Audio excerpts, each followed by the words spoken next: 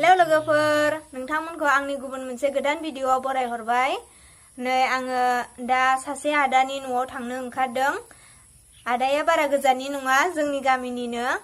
आदानि न'आव मानो थांनो नागिरदों होनोब्ला आदाया सासे आखा-फाखा सिफुं सुगिरि। आदाया जोंनिया गन्थंजोंबो सिफुं सुनो रोङो, खुगाजोंल' नङा गन्थंजोंबो सिफुं सुनो रोंबावोसो। भिडिअखौ जोबजासिम नायलांबाय थाब्लानो नोंथांमोना नुगोन आरो। थोदो बिदिब्ला भिडिअखौ स्टार्ट खालामसै, आदानि न'आव थांसै। हेलौ आदाया न'आव दंना गैया जाखो?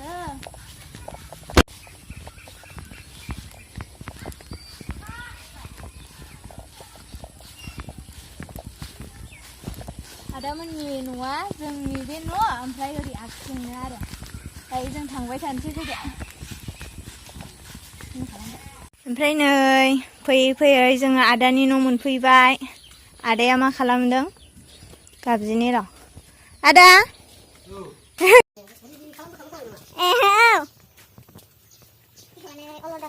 जोङो दसे जिरायग्रोनोसै। नै जोंनिथिं बेबायदि माबा अलदद मैगं मोनो। माजों जागोन अलददखौ? खान्थाल बेगरजों लाब्रा अबलायनाय हादानाव सोलाया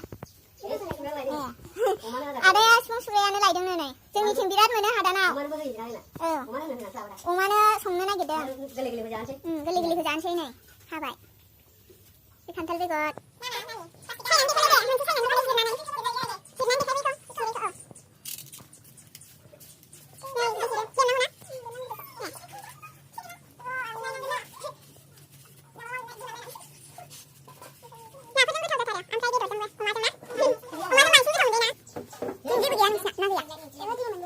दिनै फुजा ना? ओमफ्राय हाबाय, हाखावनानै हाबाय होनबानो जाबाय। बेलायनो बिदि हायो। नैबे जोंनि सिफुं सुग्रा आदानि फिसाजो, सेकेन्ड फिसाजो ना? मा नाम मोनलाय नोंना? द्रा। मैगं हादों नै, दा मोनायाव जानो हाखाबाय। आङो दा आदानि न'आव सफैबाय। आदाजों लोगोसे केमेरानि खाथियाव जिरायखाबाय। खुलुमबाय। आङो आदाखौ गावनि इन्ट्रडाक्सनखौ होग्रोनो थाखाय खावलायबाय। आदाया नोंनि सिनायथिखौ होनानै लाग्रोदो रायजोफोरनि सिगाङाव। आंथ' पलासपुर गामियावनो थायो आरो गोदोनिफ्रायनो आं आबाद मावनानै जाग्राखा।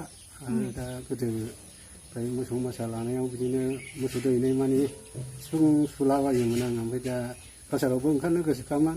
दा जोंहा नैबे कभिड-19 थाखाय देम जानानै थानाय बायदि दा दामथ'नाय जायाखै। दा बांसिन सोलोङै आं दा खुगाजों दामोमोन आगोलाव, ओमफ्राय दा गन्थंजोंबो एसे सुनाय सोलोङै रोंबाय आङो। आदाया जोंना गन्थंजों सिफुं सुनो रोङो। दा आङो बेखौनो नोंथांमोनजों शेयार खालामनो फैदों आरो। ओमफ्राय दे आरो गावनि नाम जायगा। आंनाथ' नामाथ' आंना गथेन्द्र ब्रह्मआनो। गामिया पलासपुरि। ओमफ्राय दा जों बिटिआरआवथ' माबाखौनो लाखायो, डिस्ट्रिक्टखौ क'क्राझारखौनो लाखायो। क'क्राझारानो। ओमफ्राय आदाया न'खराव साबेसे? दा आंहा गथ'फोर दङ। गथ'फोरा जाहैबाय साब्रै आरो जों बोराय बुरि सानै, गासै 6 जन परियाल दं जोङो। गथ'फ्रा हिनजावफोर 3, हौवाफोर 1 आरोखि। दा आं गथ'मोन परियाला। ओमफ्राय आदानिया गथ'फोराबो एसे सिफुं सुनाय बायदि गथ'फ्राबो सोलोंहांबाय नामा? सोलोंनो सानदों, माने दा सासे मोसायो आंनि ख्रिस्टि आफादावनो दं, जोंना पलासपुरि ख्रिस्टि। आदामोनहा मोनसे जोंनि गामिनिनो मोनसे पलासपुरि ख्रिस्टि आफादबो दङ। बेखौ आं मालाबा नोंथांमोनजों शेयार खालामसिगोन। दिनै आदानि गन्थंजों सिफुं सुनाय आरो आदाया गरं बेसेनि सिफुं सुयो, मोनबेसे रोखोमनि सिफुं सुयो, बेखौ आङो दिन्थिनो थाखाय दिनै आदाजों एसे भिडिअ बानायफैग्रोबाय आरो। दाथ' आं ओरैनो ख्रिस्टि सिफुंबो होनो आरो बेखौनो खेराइयावबो दामो। दा गरंबा सिफुंखौ दामो आङो, ख्रिस्टिनिखौ। ओमफ्राय ओरैनो नैबे जों गामि लेखायाव दामलाबायग्राया लावखार सिफुं होनो, 6था गुदुंखौ लावखार सिफुं होननानै बुङो आरोखि। दा बेखौबो रोङो। लावखार सिफुंनिफ्रायसो आं नैबे गोलावखौ रोंदों आरोखि। सिगाङाव लावखार सिफुं सुयै ओमफ्राय दा सिफुं गोलाव सुनो सोलोंबाय। ओमफ्राय आदायाथ' आगोल सिगां समनिफ्रायनो सिफुं सुबाय थादोंमोन। सुदोंमोन गोदो उन्दैनिफ्रायनो आं बिदिनो मोसौखौ गुमख'नो लाङो नालाय समायथे।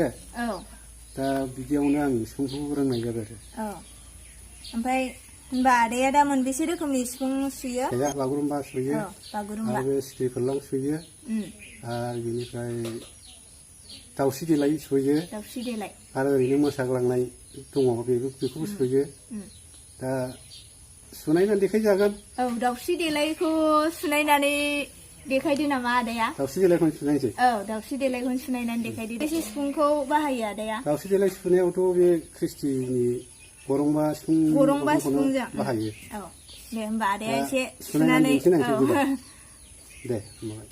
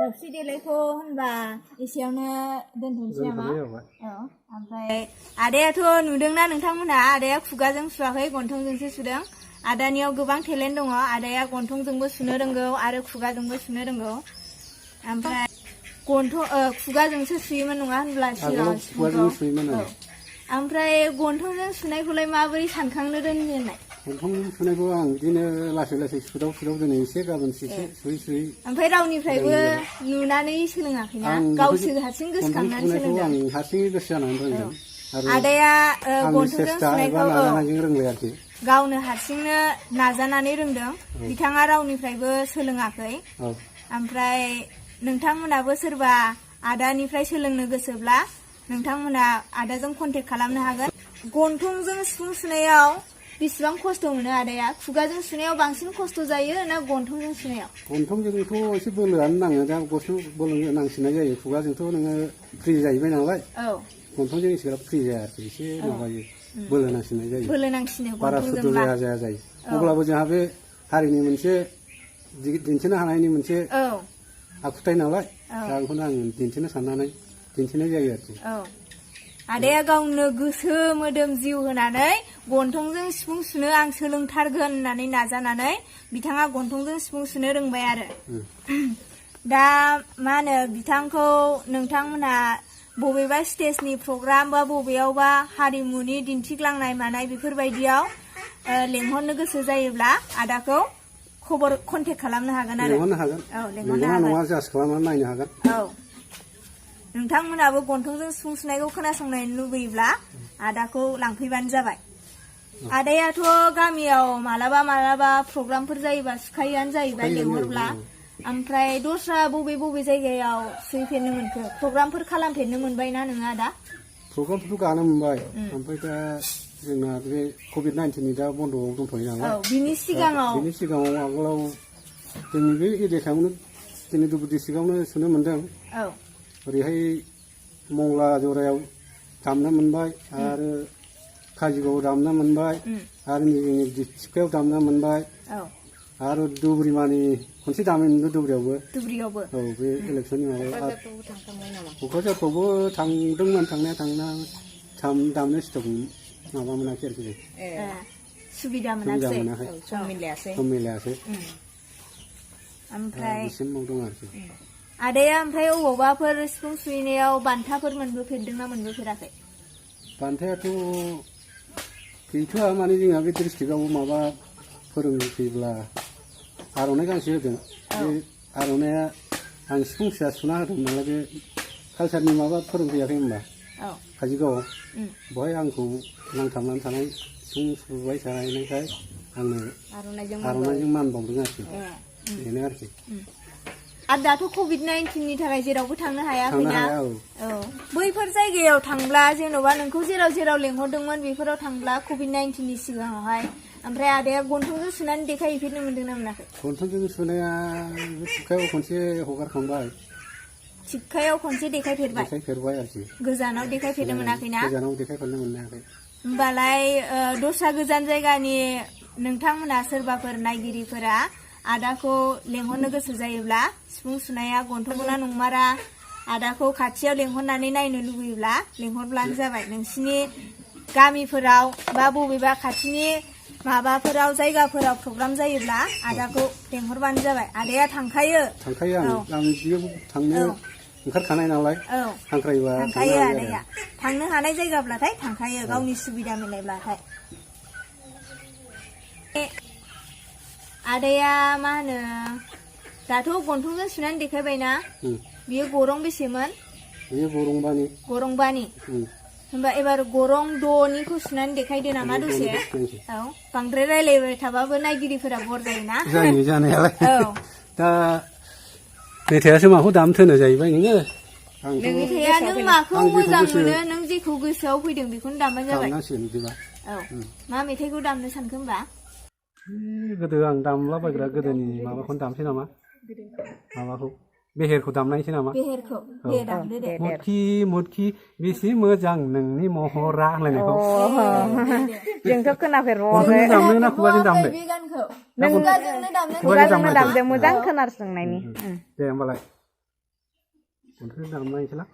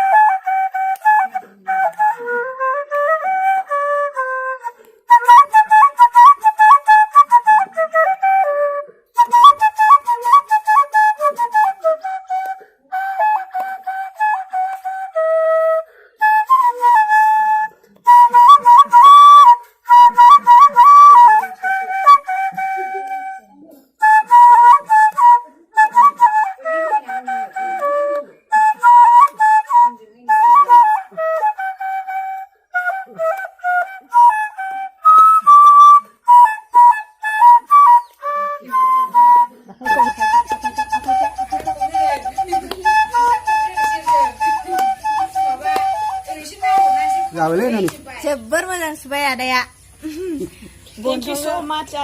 गोदै गोदै सिफुं सुनाय मनाबो बानायनानै लाखाबाय नामा आदाया आर'नाइनि नै आदानिया सिफुं लाग्रा मनाया जा मोजां आर'नाइनि मनाथ' होनला बर'नि जलंगा होनो नै सिफुं गोलावा बिदि आरो नै सिफुं गोलावा जायनि सोलोंनो गोसो बेनो बिनानै दामो दा आंजों दामफाग्रा दंखायो बिसोरनो दामो आं फिरनो रोङा बोरै बोरै फियो हमफिरनोबो रोङा बिलाइ ओरैनो फियो ओरै सौग्रा देलाय आखाइ लादो देलाय नै बेनिफ्रायसो जा गोजान गोजानखा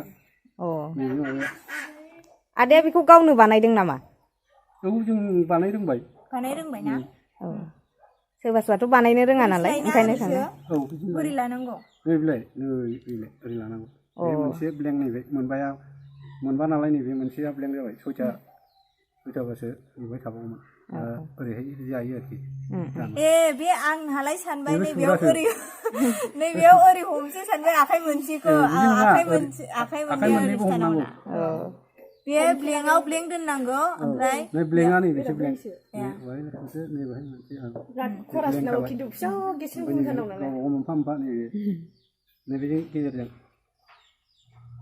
औ आयौ आसियानो थोआ आंना नोंसोर अयबास गैया नालाय आसियानो थोआ आं सुनाय नायनो नागिरदोंमोन मालाबा सोलोंफैदो आदाजों मालाबा आदाजों सोलोंफैफिनबावनोसै आदाया गाव मोजां मोननाय गरंबाजों मोजां मोनसे सुबांसै औ मोसाग्लांनायनि सुनो ना मानि सुनो नों माखौ आं साबसिन एसे मोनो साबसिन सुनो हानायखौ सुनोसै औ एसे गुसु गन्थंजों सुदो दे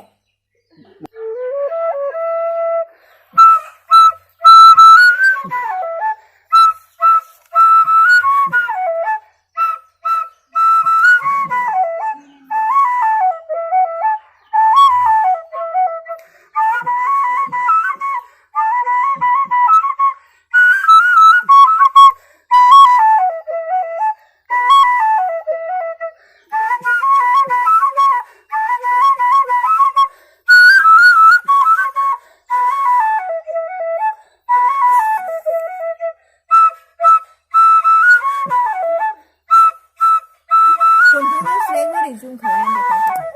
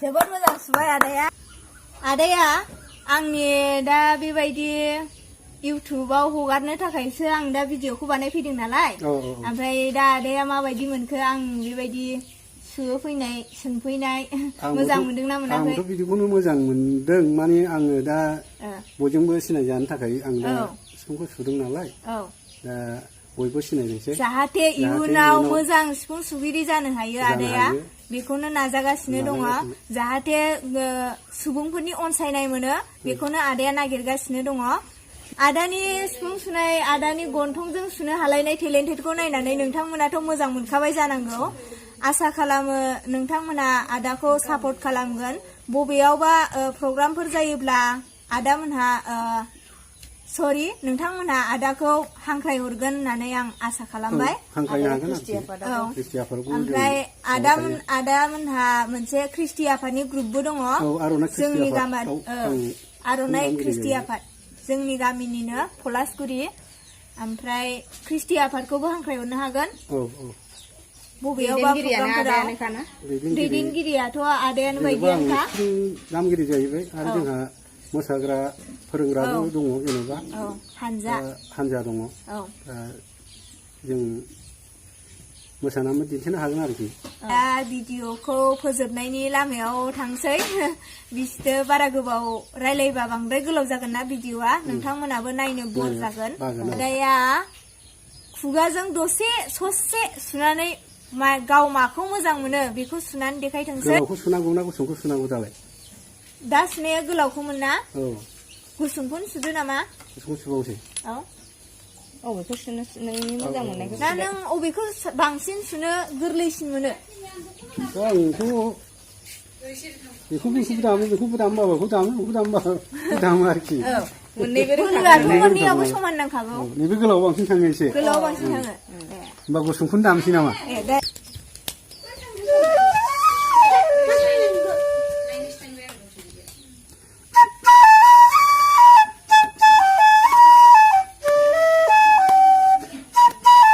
दानि सोलिफुनाय गान